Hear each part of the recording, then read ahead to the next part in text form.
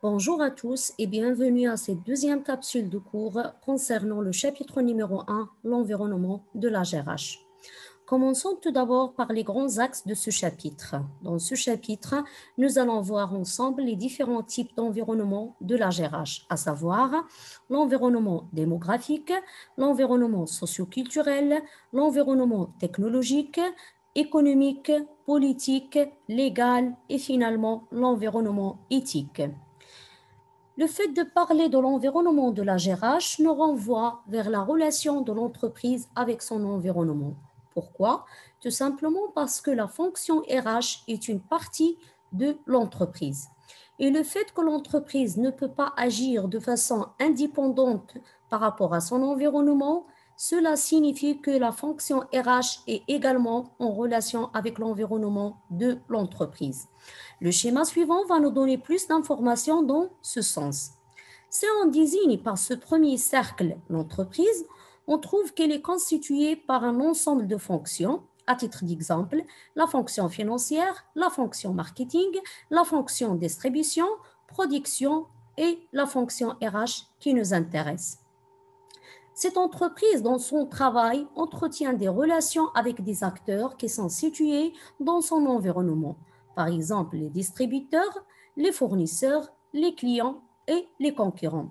Ces acteurs sont situés dans un environnement direct ou bien proche appelé le micro-environnement. Mais également, l'entreprise a un environnement qui est plus global et plus général, constitué par des facteurs légaux, socioculturelle, économique, technologique, éthique, politique et démographique. Ce type d'environnement est appelé le macro-environnement et l'ensemble des facteurs qu'on vient de voir tout de suite, ce sont les différents types d'environnement qu'on va généralement analyser leur relation avec la fonction RH. Commençons tout d'abord par l'environnement démographique. Le fait de parler de l'environnement démographique, c'est le fait de parler des caractéristiques démographiques de la population du lieu d'existence de l'entreprise. C'est-à-dire que les caractéristiques démographiques du pays ou bien de la société vont influencer le travail de la fonction RH de l'entreprise. Pourquoi? Tout simplement parce que les ressources humaines de l'entreprise, ce sont des membres de cette population globale. Et tout changement au niveau des caractéristiques de cette population va influencer d'un côté le travail des salariés, mais également le travail de la fonction RH qui va chercher en permanence à s'adapter au changement tout en adoptant de nouvelles pratiques RH. Si on prend un exemple qui illustre ce changement, par exemple, la hausse du taux d'emploi des femmes. La hausse du taux d'emploi des femmes aura comme conséquence l'augmentation du nombre des femmes dans le personnel de l'entreprise. Avec l'augmentation du nombre des femmes dans l'entreprise, la fonction RH est obligée d'adopter ce qu'on appelle une gestion sexuée, c'est-à-dire une gestion qui respecte les aspirations et les besoins de chaque sexe. C'est-à-dire qu'on ne peut pas adopter des pratiques qui sont destinées à tout le monde de la même façon, mais on doit respecter une gestion selon le sexe. C'est-à-dire que la fonction RH est obligée d'adapter les pratiques RH au changement démographique à travers la mise en place de ce qu'on appelle la segmentation des politiques RH selon le sexe, tout en adoptant par exemple les congés de maternité, les heures d'allaitement, etc. Si on change l'exemple et on prend un autre exemple qui est le vieillissement de la population, on trouve que également cette caractéristique de la population influence le travail de la fonction RH. Comment? En fait, le vieillissement de la population entraîne une certaine rareté de la main-d'œuvre et deuxièmement, le problème de la gestion du départ des personnes à la retraite. Donc, le fait de gérer ces deux éléments, à savoir la rareté de la main-d'œuvre et deux, les départs des personnes à la retraite. Dans ce cas-là, l'entreprise il doit travailler sur le transfert des connaissances entre les générations. Donc, vous voyez que c'est une caractéristique qui est relative à la population, mais il influence le travail de la fonction RH. C'est-à-dire que tout changement au niveau des caractéristiques de la population se traduit par un changement au niveau des pratiques de la fonction RH. Le deuxième type d'environnement qu'on va voir, c'est l'environnement socio-culturel. L'environnement socio-culturel reflète généralement l'ensemble des valeurs, des mœurs, des cultures de la population, du lieu d'existence de l'entreprise. Et généralement, tout changement au niveau de ce type d'environnement entraîne également une influence sur le travail de la fonction RH. Comment? C'est-à-dire que le changement au niveau des cultures ou bien au niveau des mentalités entraîne pour l'entreprise l'obligation de gérer la diversité. C'est-à-dire qu'on doit respecter les différences, on doit respecter les besoins et les aspirations de chaque personne pour lui donner de la considération et de la motivation. C'est-à-dire dans ce cadre-là, la fonction RH est amenée à traiter les salariés différemment. C'est-à-dire il faut respecter la diversité. Et dans ce cadre-là, on peut trouver plusieurs différences qui peuvent être observées au sein de la structure du personnel. On peut trouver la diversité des âges, la diversité des générations, la diversité des nationalités, la diversité de plusieurs éléments qui sont relatifs aux salariés ou bien aux facteurs humains de l'entreprise. Dans ce cadre-là, si on prend par exemple la diversité des âges et des mentalités, dans ce cadre-là, l'entreprise se trouve amenée, ou bien la fonction RH doit adapter les pratiques de gestion aux caractéristiques de chaque génération. Pourquoi? Tout simplement pour donner de la considération à chaque personne et ainsi le motiver à s'engager davantage dans son travail, et deux, pour éviter les conflits générationnels qui peuvent aller à l'encontre des objectifs de productivité. Il y a un deuxième élément, c'est le changement des valeurs relatives au travail. Le changement des valeurs relatives au travail, on trouve à nos jours que la personne n'a pas les mêmes préférences ou bien n'a pas les mêmes préoccupations qu'auparavant. Aujourd'hui, la personne il a d'autres éléments qu'il préfère, par exemple les loisirs, le divertissement. Ce sont des éléments qu'on aime faire à côté du travail. Dans ce cadre-là, la fonction RH est obligée de mieux gérer beaucoup plus l'horaire du travail pour laisser le temps à d'autres occupations comme les loisirs. C'est-à-dire on doit être capable de gérer le temps du travail de façon à donner aux salariés la capacité d'exercer d'autres préoccupations, bien d'autres préférences comme les loisirs, comme le divertissement, etc. Et c'est un moyen de les motiver à s'engager dans le travail. Le troisième type d'environnement, c'est l'environnement technologique. En fait, les changements technologiques, et en particulier les technologies de l'information et de la communication, concernent aujourd'hui toutes les entreprises. Et leurs conséquences sur les conditions de travail sont très remarquables. On trouve que tous les domaines de la GRH sont concernés, que ce soit la formation, le temps du travail, la motivation, les connaissances, les compétences, ils sont largement influencés. Les changements technologiques influencent les domaines de la GRH et créent également de nouveaux enjeux pour la GRH. Quels sont ces enjeux? Ce sont les enjeux des changements créés par la technologie. Le tableau suivant va nous donner plusieurs types ou bien plusieurs exemples de changements technologiques ainsi que leurs conséquences sur la GRH. Ça, on prend par exemple l'apparition d'une nouvelle technologie sur le marché. On trouve que la fonction RH doit s'adapter en investissant dans la formation pour développer les compétences requises chez le personnel, mais également pour adapter les salariés à l'utilisation de la nouvelle technologie. De même, l'évolution de la technologie peut conduire à la disparition de certains métiers grâce à des machines ou bien des outils qui sont très performants et qui peuvent faire le travail de plusieurs salariés à la fois.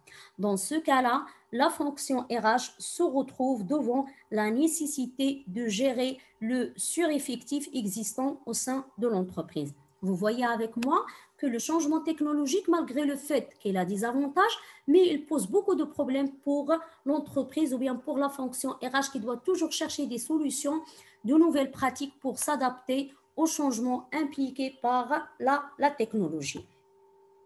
Le quatrième type d'environnement, c'est l'environnement économique. Généralement, les entreprises aujourd'hui, elles exercent dans un environnement marqué par l'accentuation et l'internationalisation de la concurrence.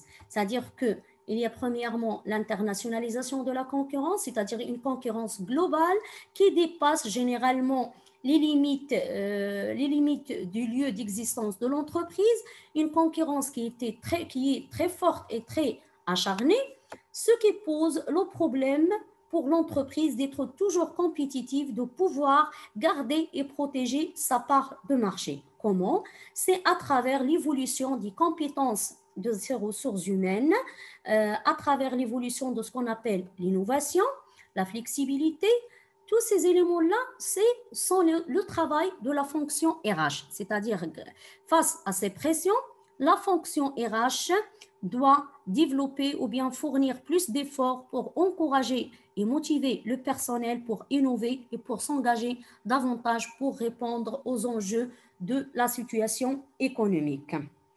L'entreprise peut être également devant des situations marquées par le ralentissement de la croissance économique ou bien la saturation des marchés. Dans ce cas aussi, la fonction RH doit inciter les salariés à mieux maîtriser la productivité, à faire plus attention à la qualité et à protéger ou bien à développer la compétitivité de l'entreprise. Comme vous voyez avec moi, tous les éléments ou bien les caractéristiques qu'on vient de voir, ce sont des caractéristiques de la situation économique, mais ils sont en lien direct avec le travail de la fonction RH qui doit toujours chercher à s'adapter aux enjeux de la situation économique à travers la mobilisation du potentiel des hommes de l'entreprise. Le cinquième type d'environnement qu'on va voir, c'est l'environnement politique ou bien l'environnement juridique. En fait, l'environnement politique influence le travail de la fonction RH du fait que, du fait que cette fonction doit prendre en considération les caractéristiques de ce type d'environnement. C'est-à-dire, malgré le fait qu'il s'agit d'un environnement qui est très général ou bien qui est plus global, mais les changements au niveau de ce type d'environnement influencent également le travail de la fonction RH. Si on prend par exemple l'une de ces caractéristiques, par exemple la stabilité politique, on trouve que cet élément influence le travail de la fonction RH. Comment? Tout simplement lorsqu'on est dans un pays ou bien le lieu d'existence de l'entreprise est marqué par l'existence des guerres, cela implique l'absence de la sécurité, mais également la rareté et l'instabilité des ressources humaines. Donc, le travail de la fonction RH sera influencé parce qu'il se trouve devant le défi de gérer l'instabilité, l'absence de sécurité et la rareté de la main-d'œuvre. Le sixième type d'environnement qu'on va voir ensemble, c'est l'environnement légal. En fait, connaître l'environnement légal est une priorité de la fonction RH. C'est-à-dire que la fonction RH est obligée de respecter les éléments de l'environnement légal dans la gestion des ressources humaines de l'entreprise. Et ce, à travers le respect de la vie des travailleurs dans le cadre de l'équité et la justice. C'est-à-dire qu'on doit traiter le personnel sur le même pied d'égalité. On doit éviter la discrimination. On doit traiter tout le monde de la même façon. Deuxième élément, on doit respecter ou bien assurer la santé au travail. C'est-à-dire qu'on doit assurer des conditions de travail qui respectent la santé des travailleurs. Troisièmement, on doit assurer un milieu de travail caractérisé par la sécurité et la liberté. C'est-à-dire que la fonction RH est amenée à assurer la sécurité et la liberté des travailleurs pour mieux exercer leur travail. Et finalement, il faut respecter le cadre légal du travail.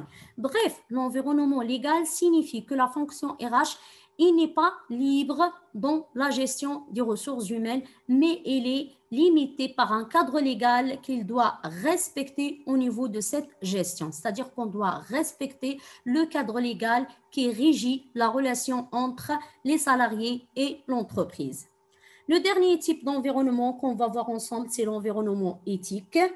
Généralement, la fonction RH doit respecter les règles d'éthique ou bien les règles de la bonne conduite dans la gestion des ressources humaines de l'entreprise parce que généralement, les ressources humaines de l'entreprise, ce sont le miroir de l'entreprise. Et le fait d'assurer une bonne gestion de ces ressources humaines, il va automatiquement refléter une bonne image de l'entreprise et le cas contraire, il va refléter une mauvaise image. Donc, comment l'entreprise ou bien quels sont les éléments qu'il doit respecter en matière de l'éthique? Premièrement, on doit respecter les préoccupations sociétales, c'est-à-dire on doit respecter les préoccupations de la société du lieu d'existence de l'entreprise. Deuxièmement, on doit respecter les règles de la bonne conduite ou bien les règles de l'éthique et également d'humeur ou bien les règles de la bonne conduite, comme je viens de citer. Troisièmement, il faut respecter les préoccupations environnementales, c'est-à-dire respecter l'environnement, ne pas porter atteinte à la nature, tous les éléments qui sont en relation avec la responsabilité sociale. C'est-à-dire que l'entreprise, dans sa gestion des ressources humaines, il doit être socialement responsable. Il doit considérer les ressources humaines comme des parties prenantes qu'il doit généralement les satisfaire pour être considéré comme une société socialement responsable et deux, pour bénéficier d'une bonne image parce que, comme je viens de dire, les ressources humaines, ce sont le miroir de l'entreprise et ils reflètent la nature de la gestion généralement adoptée va refléter soit une bonne, soit une mauvaise image de l'entreprise. Donc, on vient de terminer avec les types d'environnement de l'entreprise. Dans ce qui suit, j'ai noté pour vous quelques éléments à retenir au niveau de ce chapitre. 1. La fonction RH est une partie de l'entreprise. Donc, son travail est influencé par les changements de l'environnement parce que, comme je viens de dire, tant que l'entreprise est liée à l'environnement, donc là, il est normal que la fonction RH soit aussi liée à ce type d'environnement.